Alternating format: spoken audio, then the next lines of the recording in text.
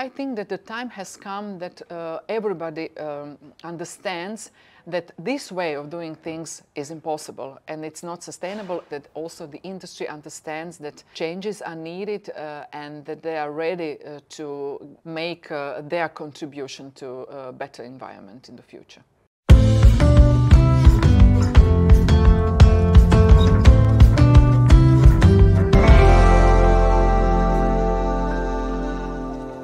Mrs. Borzan, thanks for being with us. The European Parliament is working on several new initiatives related to consumer protections, and you were leading one of them, which is the update of banned commercial practices.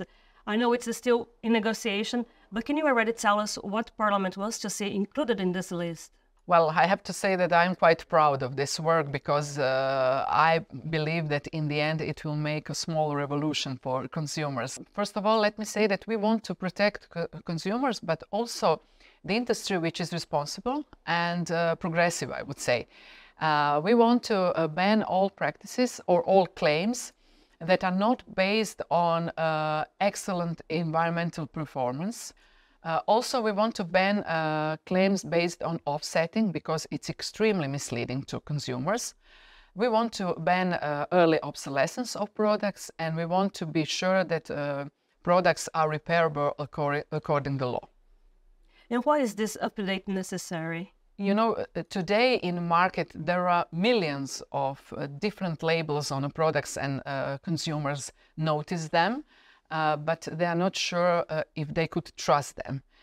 So there are eco-friendly, natural product. There are lots of different marks, and we want to be sure when consumer sees something that label like that, to be sure that this is really environmentally friendly product. The producers are very wise for themselves because they are aware of the fact that consumers are more and more aware of importance of environment, clean environment, and our goals and green transition. And they are even ready to pay a little bit more if they are sure that this product is eco-friendly. So it means that producer can earn more money if they put some claim, but unfortunately, behind that kind of claim sometimes is nothing. So it means that, for example, two of us can work as a producers of something in a big company, and I'm the one who gives you a certificate that something is environmentally friendly. So we want to make order in this jungle of labels so that consumers will have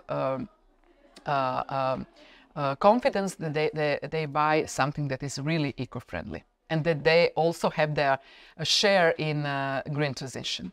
Yeah, so this new conscience of the consumers looking for eco-friendly products is more out of environmental conscience rather than financial concern, you mean? Yeah, of course. I mean, nobody wants to pay product too much. But as I said, since consumers are more responsible when they are buying and they want to have their share in green transition, they are willing to pay a little bit more if they are 100% sure that this is true, that this claim is saying about excellent environmental performance. You consulted in the industry representatives while working on this update. And what do they think about these new laws? Are they on board? Well, I think that they are aware of the fact that that things have to change. That's the impression that you got from your meetings with them. We want to help, I would say, those who are doing business in an environmentally friendly way now, and they are not able to present themselves in a right way because there are lots of false claims and, you know, some industry which is not so progressive and environmentally friendly. If they say they are and there is nobody to approve that, well, then those who are really good producers that are deserved praise from us, they just are left in a market like everybody else.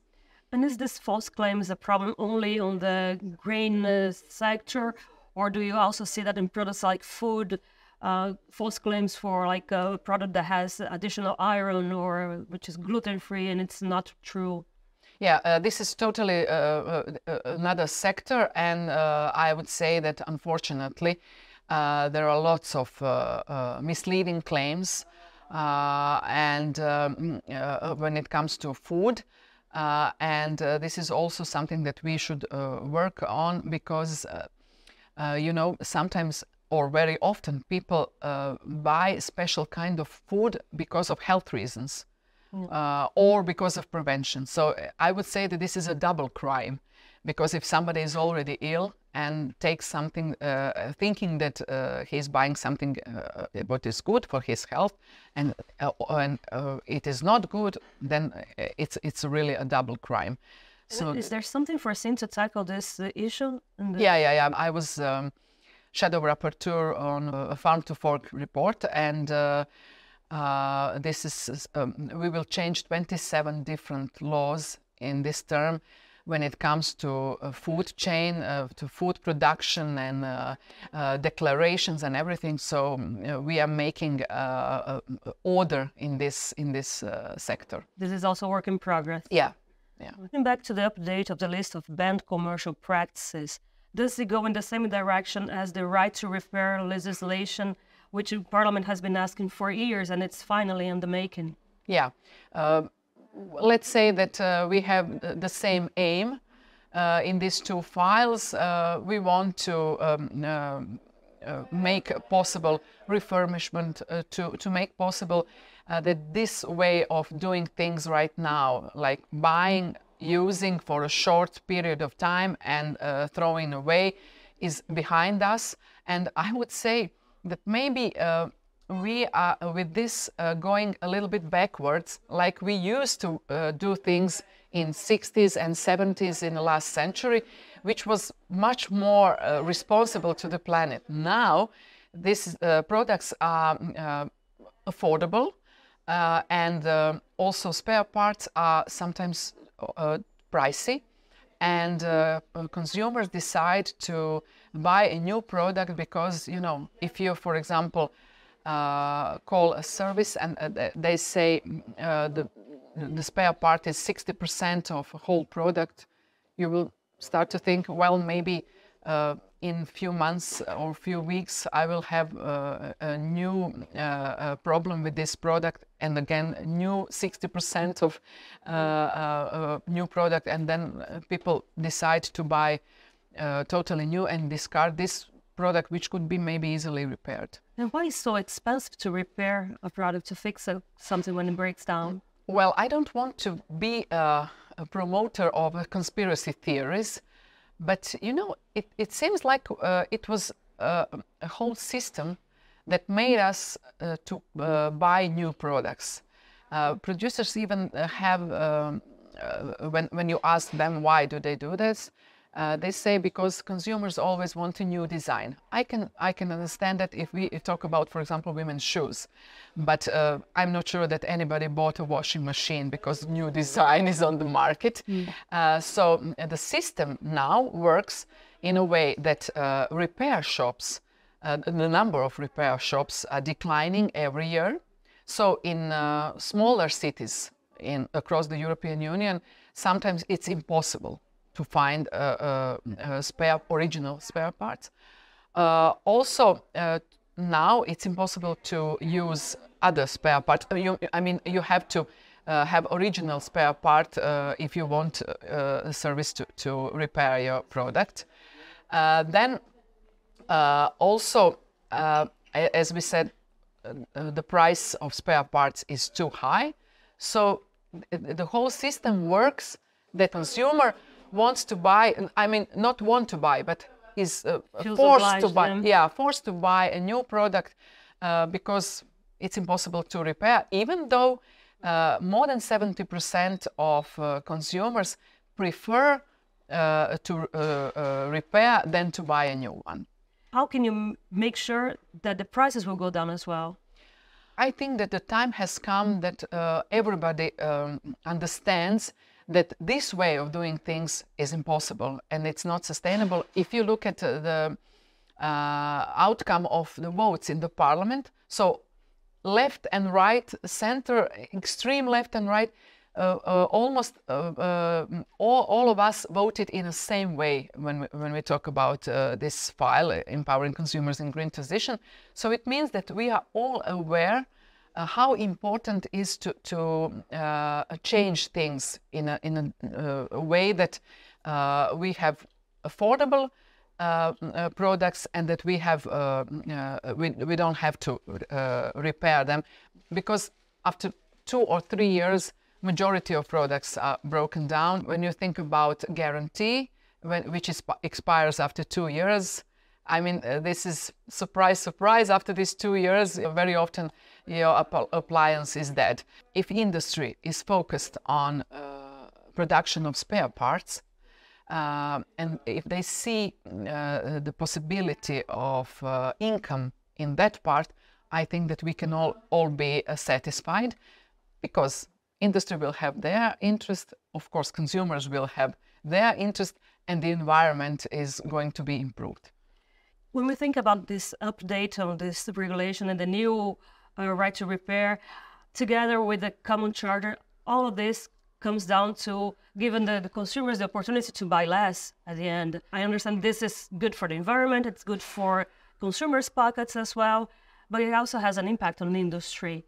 When we talk about common charger, I have to say that this process was going on for 10 years, because at the beginning, Commission asked the industry, is it possible for you to have a deal between yourselves how this common charger should look like? Of course, nobody wanted to change their charger. Everybody wanted that their charger becomes a common charger. In the end, when we realized that that the deal is absolutely impossible, then engineers had a discussion, and then they said this should be this common charger should look like. So the solution was imposed. Yeah, so it means that industry, of course, when they have a financial interest which is so high, they are not so willing to cooperate in a fast manner. But in the end, as I said, I believe that the time has come that also the industry understands that the changes are needed and that they are ready to make their contribution to a better environment in the future. And we will have a common charger for all electronic devices and appliances from next year, right? Next year, yeah. And I have to say that this is a quite specific issue. This is one specific thing that was extremely important, I would say, to our citizens, because I think that people are totally fed up of this situation. For example, when you come to work, you realize that your mobile phone has 6% of battery, and then who has a charger for this mobile or that mobile? From next year, the only question that you will have to ask, does anybody have a charger? So it's a big change. Well, we've been talking about all sorts of products, but we're also consumers of services. When you open a bank account, when you buy a train ticket, or when you book a hotel. And are we also protected as consumers? Is the European Union also protecting our rights as consumers when it comes to services? Of course, we are working on services also to protect our consumers. For example, just now EU rules came into force when it comes to rail passengers. Also, when it comes to airplanes, passengers have to know their rights, what is going on if the flight is delayed. One of great achievements is to roam like at home. Yeah, so the roaming fares. Yeah, I think that communication with our citizens is the most important when it comes to consumer right protection, because we always get a feedback what's going on in every field, you know, when we come when we talk about products or services or whatever, and that is our way how to do things, to hear what needs to be improved. And I'm quite satisfied and proud about the achievements when we talk about consumer protection. I have to say one personal remark, you know, when I'm in a street at home in Croatia, when people in a street recognize me and when they say, thank you for the roaming, I'm the most proud person in the world. That's great. Yeah. Thank you very much. From the Silver Square co-working space in Brussels, I'm Marcel Bizzotto, and this is Biljana Borzan, a leading MEP on consumer protection. Thank you. Thank you.